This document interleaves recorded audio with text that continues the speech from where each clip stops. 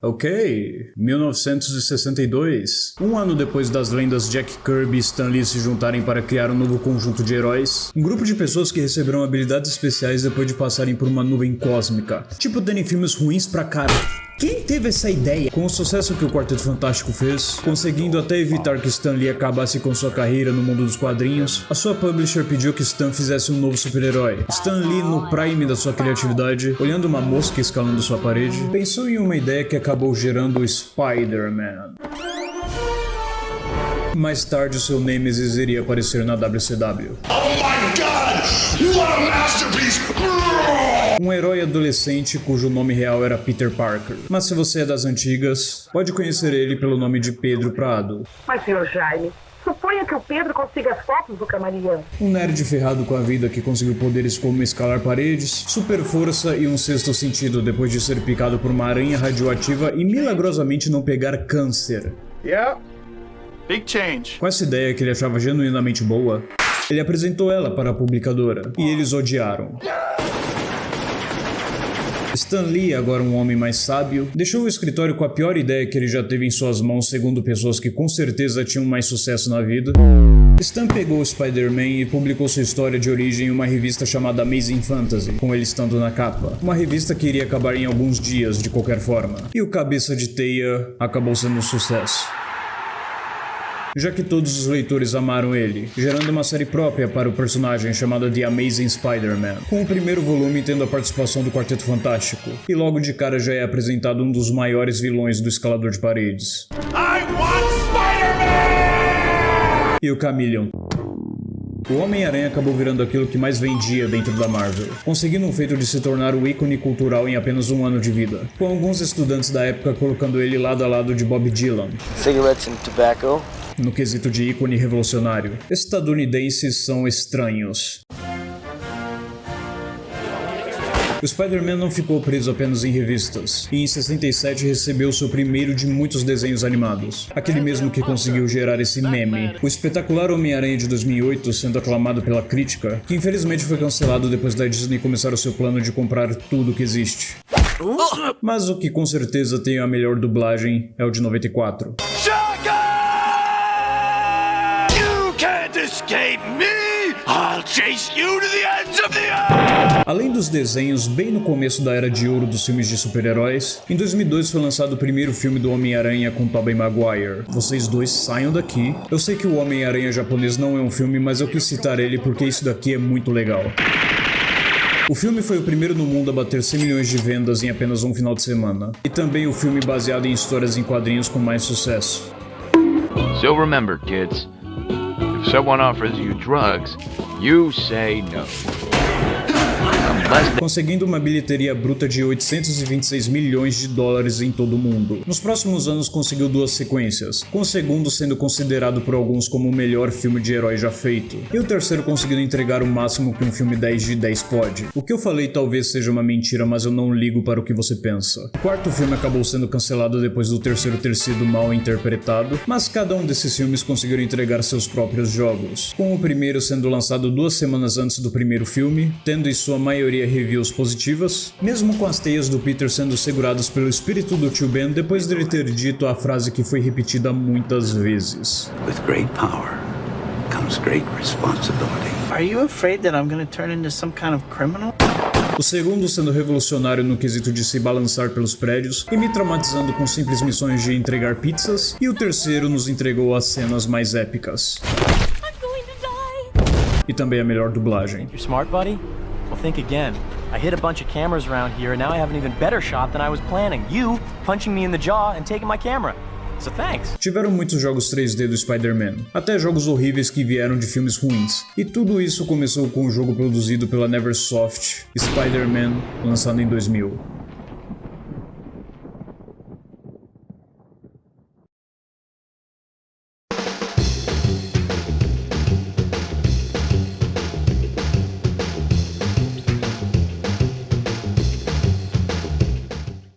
Spider-Man começou a ganhar seus próprios jogos em 1982, começando com esse lançado para Atari, cujo objetivo era escalar um prédio e defusar uma bomba que foi armada pelo Duende Verde.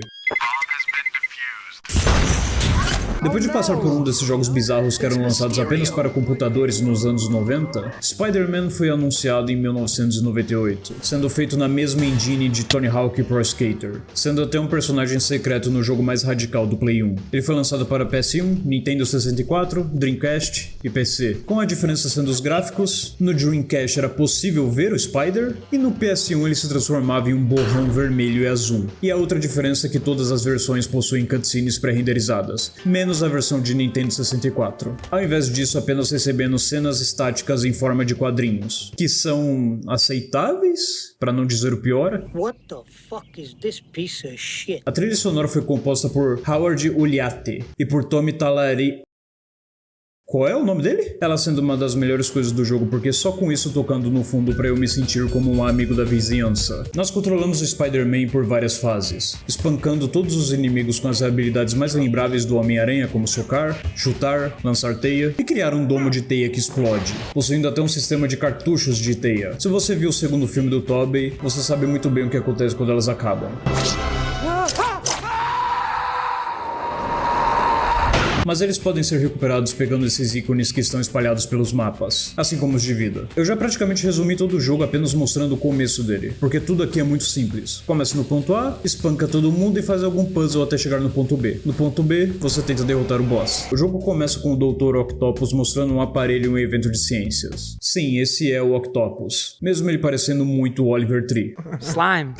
I'm on that shit. Até que um falso Homem-Aranha rouba o aparelho do doutor, Ed Brock, que estava na plateia, tenta tirar algumas fotos, mas o impostor acaba conseguindo destruir a sua câmera. O mesmo acaba sofrendo uma crise de ansiedade por já imaginar que JJ Jameson vai chamá-lo de fracassado fudido, e o Venom acaba conseguindo controlá-lo de novo. Jura vingança contra o Homem-Aranha, enquanto o verdadeiro Spider acaba levando a culpa pelo roubo e toda a polícia de Nova York começa a caçá-lo como se o mesmo tivesse matado o presidente. Duas pessoas misteriosas aparecem e fazem um denso gás cobrir a parte de baixo da cidade, essa sendo a desculpa para não renderizar as ruas. Esse é o plot principal. Descobrir quem é o impostor e esses dois aí, que sinceramente todo mundo já sabe quem é, né? A primeira fase começa logo com a voz de Stan Lee dizendo para ficarmos preparados para um incrível jogo de ação enquanto controlamos o Homem-Aranha. And I'm gonna start a movement. I want to legalize and legitimize the word fuck. Ele não podia estar mais certo. Inclusive eu descobri que o braço esquerdo é menor que o direito. Black Cat aparece dizendo que um banco está sendo roubado e que os bandidos em questão possuem reféns. Se aproximando dessa interrogação, ela aparece de novo dizendo que podemos executar o web swing apertando o botão R do controle, quebrando a quarta parede e acabando totalmente com a minha imersão gamer. Vocês odeiam videogame. Depois de derrotar algumas pessoas de bem, inclusive matando alguns deles, ocorre uma transição mostrando a imagem da fase. E comigo teve um problema porque meu emulador, meu Nintendo 64 original estava com algum problema que eu não quis resolver. Descobrimos que quem está tentando roubar o banco é o Sindicato Jade, que pelo que eu entendi, é um grupo de criminosos que foi criado especificamente para esse jogo. Depois de eu levar 3 golpes seguidos do mesmo cara, nós salvamos os reféns já dentro do prédio e impedimos que a bomba armada pelos vilões exploda. Peter tenta vender as fotos que ele tirou durante o assalto para o Clarim Diário, mas acaba descobrindo que o JJ está sendo perseguido pelo Scorpion. Não esse aqui. Giant Lizard! Nós então vamos até o Clarim Diário e no local descobrimos que Scorpion quer vingança por estar preso nessa armadura por causa do JJ. Então sejam bem-vindos à boss battle que eu mais morri. A tática era jogar teia, bater nele 3 vezes e pular para não receber o ataque. O problema é que às vezes o segundo ou terceiro ataque não conectava, levando a eu receber dano por ter feito meu trabalho. Tudo isso para depois de eu já ter zerado, descobrir que eu podia jogar a mobília na cabeça dele.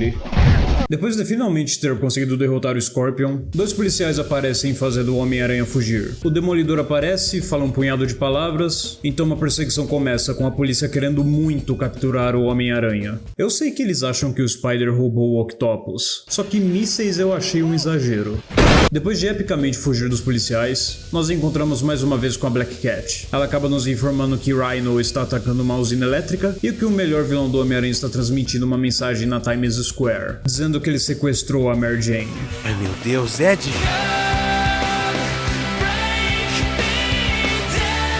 Os dois primeiramente vão atrás do Rhino, Cat sofre um ataque furtivo e a boss battle mais chata começa, com o objetivo sendo fazer o Rhino avançar nessas coisas de eletricidade. Eu queria ter mais o que falar. Black Cat acaba sendo colocada dentro de uma ambulância depois de quase ter a sua coluna quebrada, mas ela diz que essas pessoas não são paramédicos de verdade. Eu me pergunto por que ela acha isso. Depois de finalmente termos derrotado o Homem-Aranha, nós salvamos os reféns já dentro do prédio e impedimos que a bomba armada pelos vilões exploda. Peter tenta vender as fotos que ele tirou durante o assalto para o Clarim Diário, mas acaba descobrindo que o JJ está sendo perseguido pelo Scorpion. Nós então vamos até o Clarim Diário e no local descobrimos que Scorpion quer vingança por estar preso nessa armadura por causa do JJ. Esse é o plot principal. Depois de epicamente fugir dos policiais, nós encontramos mais uma vez com a Black Cat.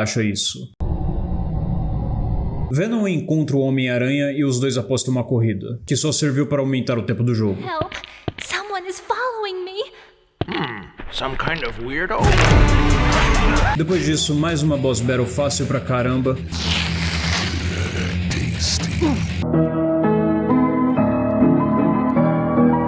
Depois de derrotá-lo, nós descobrimos que Venom prendeu o lagarto e começou a controlar os minions do mesmo. Depois de passarmos por um esgoto colossal e sobreviver em uma batalha de waves em cima de um metrô e pegar uma armadura à prova de balas para lutar contra inimigos que não usam armas, nós acabamos em um lugar depois de levarmos um murro do Venom, e precisamos puxar alavancas para esvaziar certos locais que estão cheios de água. Parte que eu morri muito por não estar prestando atenção no que estava acontecendo. E finalmente vamos para a boss battle definitiva contra o Venom enquanto tentamos salvar Mary Jane. Venom vai girar válvulas que vão fazer com que o tanque que Mary Jane está presa fique cheio de água. Digamos que na minha primeira tentativa eu matei ela afogada sem querer, entre aspas. Depois dessa batalha super lembrável, Spider conta para Venom que não foi ele que roubou o Dr. Octopus, e os dois se juntam para encontrar o verdadeiro culpado. Os dois vão até o Clarim Diário e Venom sente a presença de Carnage. Olha só, quem diria. O prédio está infestado de simbiontes que estão saindo de uma máquina de fazer simbiontes.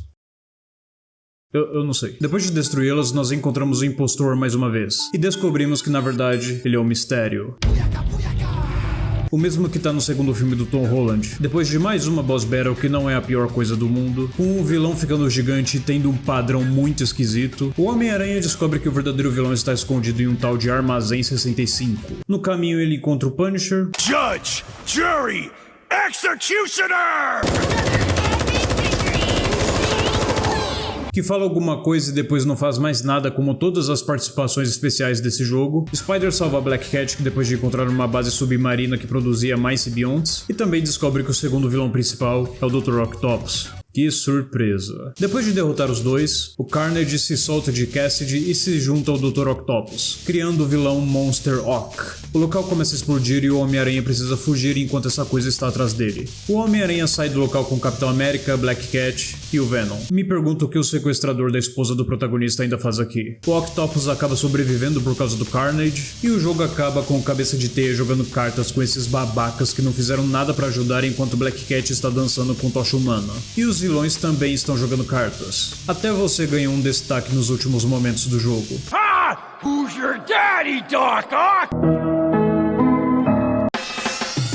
Depois de 3 horas jogando, eu acredito que você vai ficar muito satisfeito. É claro que ele não é perfeito. Lá pra terceira fase você vai perceber que não importa se você derrota os inimigos ou não, deixando a maioria deles largados pelo mapa. Nenhuma boss fight é lembrável praticamente porque nenhuma é difícil de fato. A estratégia que eu usei pra enfrentar o Carnage foi literalmente deixar ele me bater pra eu empurrar ele pra esse domo de som. Mas eu vou me contradizer agora porque eu resolvi zerar ele pela segunda vez, só que agora no modo hard. E eu vi um jogo infantil do Homem-Aranha se tornar o Dark Souls dos jogos do Spider-Man, chegando ao ponto de eu me perguntar se eu tinha algum problema na cabeça por não estar conseguindo passar desse esgoto que tinha um timing muito estranho. Todos os inimigos passaram a causar mais dano, agora nós temos menos cartuchos de teia. Na minha primeira play eu achei que não fazia muita diferença, já que ela tinha acabado umas 2 vezes no modo normal, mas no modo hard, você não quer chegar nesse cabeça de aquário sem teias. Ele tem um bom fator replay com nós fazendo diversos desafios para desbloquear trajes alternativos, como coletar revistas em quadrinhos que estão espalhados pelos mapas. Ele tem no total 10 trajes alternativos e cada um dá uma habilidade especial para o Peter. O preto, por exemplo, te dá teia infinita. Os outros te dão outras habilidades, mas eu só me importei com a Black Switch, por motivos óbvios. Cada versão do jogo recebeu diferentes reviews, mas no geral Spider-Man foi muito bem recebido, tendo uma média de 77% de aprovação levando em consideração todos os consoles. Na época a IGN deu uma nota de 9 de 10 para o jogo, dizendo que era o melhor game do Homem-Aranha já lançado, vendendo mais ou menos 300 mil cópias no Reino Unido,